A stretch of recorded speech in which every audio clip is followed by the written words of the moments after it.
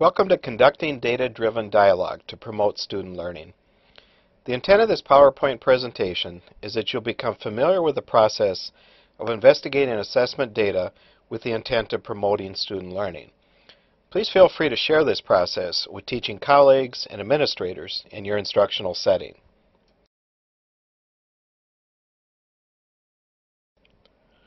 Throughout this process, which has a particular focus on achieving equity and excellence, there's some key assumptions to consider. Please take a look at these. And throughout the presentation, you'll notice a focus on the word dialogue. The origins of this word are interesting. It means to develop meaning through words and through each other.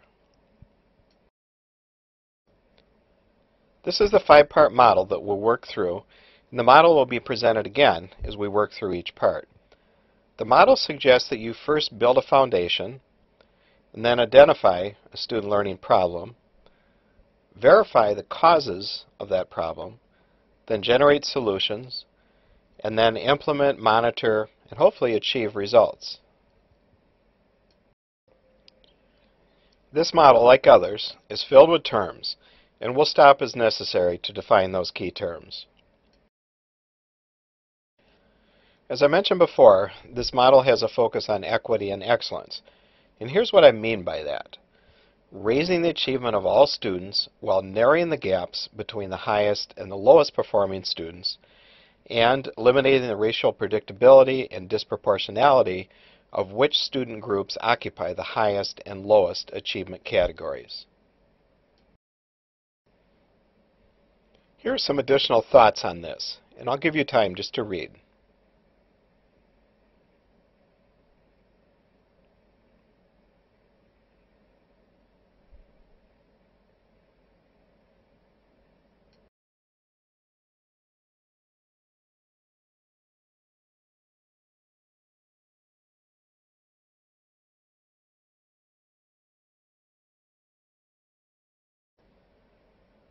The first part of the model, Build Foundation, is based on using collaborative inquiry. And here's what's meant by that. It's a process through which teachers and administrators, working in teams together, professional learning communities, PLCs, construct their understanding of student learning problems, explore causes, generate and identify solutions, and monitor results through rigorous use of data, ongoing reflective dialogue, and data-driven dialogue.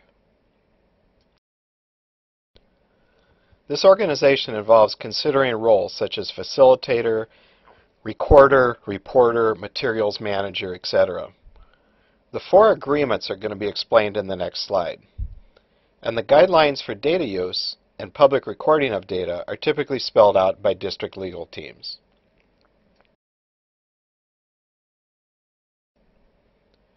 The four agreements, which you can look at, are easier said than done, and come from a wonderful book entitled Courageous Conversations About Race. It's interesting to note that many districts now work extensively with these four agreements before even entering into dialogue about race. Stay engaged refers to remaining morally, emotionally, intellectually, and socially involved in the dialogue.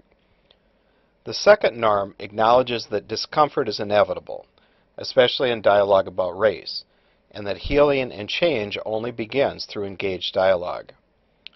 Speak the truth means being open about your thoughts and feelings and not just saying what you think others want to hear. And the final agreement asks participants to hang out in uncertainty and not rush to quick solutions. It's in the second part of the model that your team first encounters data. Keep in mind the statement found in the following slide.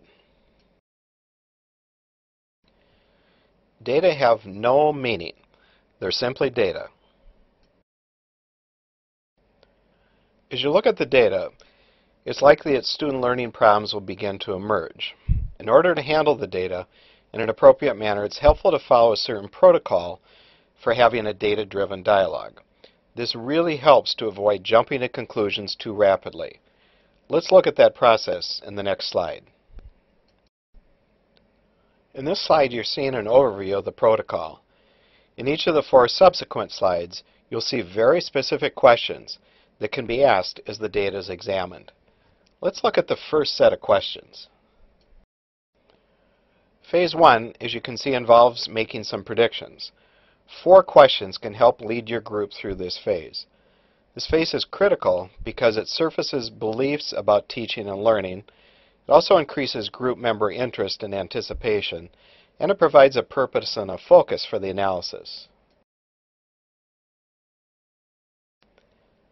Phase 2 involves going visual. Again, you can see 3 helpful questions to consider. This phase is especially helpful for the visual learners in your group.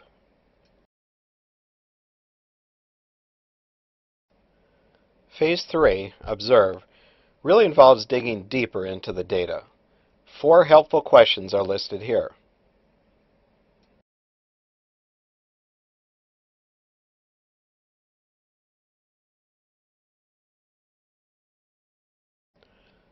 Phase 4 now involves thinking in a very preliminary way about explanations for the data.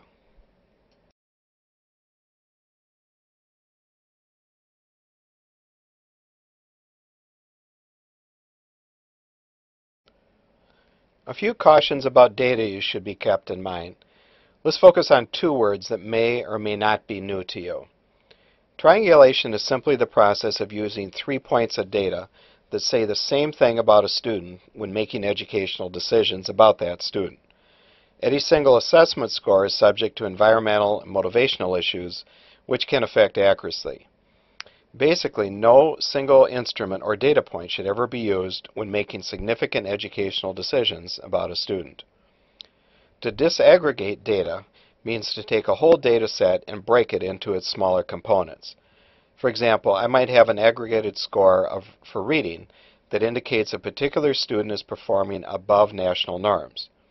When that composite score is disaggregated, in other words, I look at the scores on all the individual subtests comprising the composite score, I might find some information of particular interest. For example, this student might be doing so well on literal comprehension that he or she is offsetting relatively low scores in inferential comprehension. Returning to the data use model, we see that the third part of the model involves more serious thought about identifying causes. Our goal always needs to be getting to the root causes of student learning problems. Here's another way of thinking about it. An investigation using multiple sources and measures of data to identify the deepest underlying cause or causes of positive or negative symptoms within any process that, if dissolved, would result in eliminating or substantial reduction of the symptom. Here's a good caution to always keep in mind.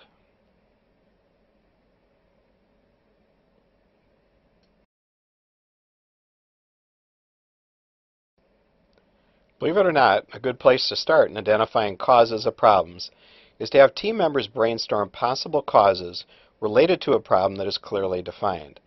A simple Fishbone organizer helps with this process. Let's see how it works with a sample problem now. As you can see, the problem is first defined clearly in the head, and then possible causes are brainstormed and listed. Once listed, causes can be categorized, which is what you see in this slide. Once all possible causes are listed and categorized, then you might want to consider a process called spend a buck. This process involves giving each team member 4 sticky paper dots, just like used in a garage sale. Each member then physically places their 4 dots, supposedly representing 25 cents each, on the causes they consider most important to consider. Once the most important cause or causes are identified, then solutions can be generated and then implemented and monitored.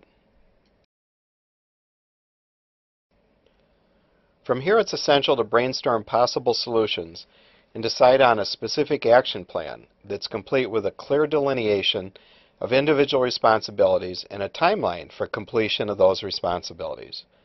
The final part of the model is the idea of implementing the decided on solution and then monitoring to see if the intended results were achieved. So, that's the basic model.